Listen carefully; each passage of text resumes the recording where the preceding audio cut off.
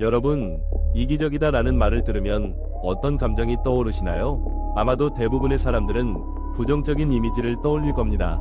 그런데 정말로 우리가 이기적인 삶을 살아서는 안 되는 걸까요?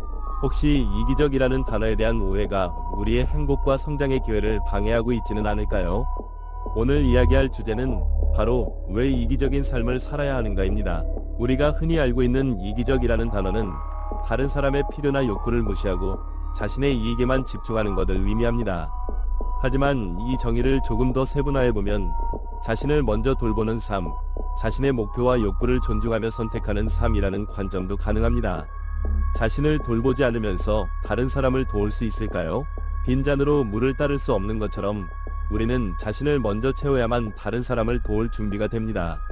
진정한 이기적 삶은 타인을 배제하는 것이 아니라 자신을 우선으로 삶의 중심에 두는 것입니다. 왜 우리는 이기적인 삶을 살아야 할까요?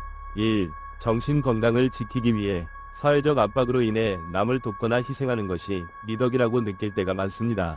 하지만 타인을 지나치게 배려하다 보면 자신의 욕구는 무시되거나 억눌리게 되고 결국 분노, 피로감, 우울감이 쌓이게 됩니다. 자신을 돌보지 않고 남을 돕는 것은 결국 모두를 힘들게 만듭니다. 건강한 정신을 유지하려면 자신의 욕구를 존중하는 태도가 필요합니다.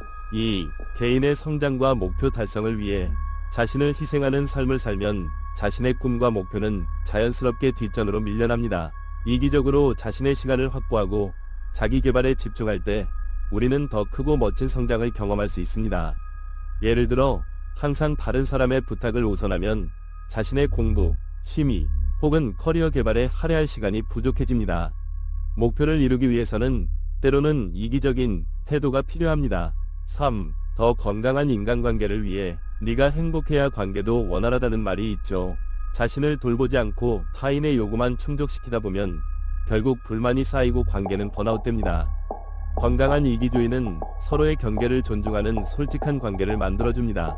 이건 나를 위해 거절할게요 라고 말할 수 있는 관계가 진실하고 건강한 관계입니다.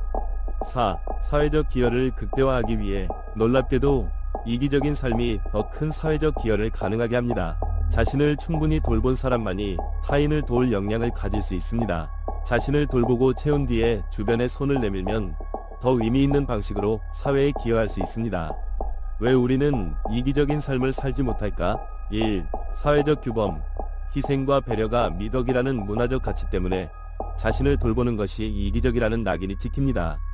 2. 낮은 자존감, 자신을 돌볼 자격이 없다고 생각하거나 타인의 기대에 부응해야 한다는 압박을 받습니다. 3. 타인의 감정을 지나치게 신경씀, 모든 사람을 만족시킬 수 없다는 사실을 받아들이지 못하면 이기적인 선택을 하기 어렵습니다. 어떻게 하면 건강한 이기적인 삶을 살 수 있을까? 1. 노라고 말하는 연습을 하세요. 무조건적인 예스는 자신의 욕구를 희생하는 것입니다. 2. 자신만의 시간을 가지세요. 하루 중 몇 시간만이라도 오직 나 자신에게 투자해보세요. 3. 자기 개발에 꾸준히 투자하세요. 새로운 것을 배우고 스스로를 성장시키는 과정이 중요합니다. 4. 타인의 감정에 휘둘리지 마세요. 타인의 기분을 100% 책임질 필요는 없습니다. 결론, 이기적인 삶은 자신을 사랑하고 존중하는 태도입니다. 이기적인 삶을 살 때 우리는 더 건강하고 더 성장하며 더 행복할 수 있습니다. 그러니 자신을 돌보는 것을 두려워하지 마세요.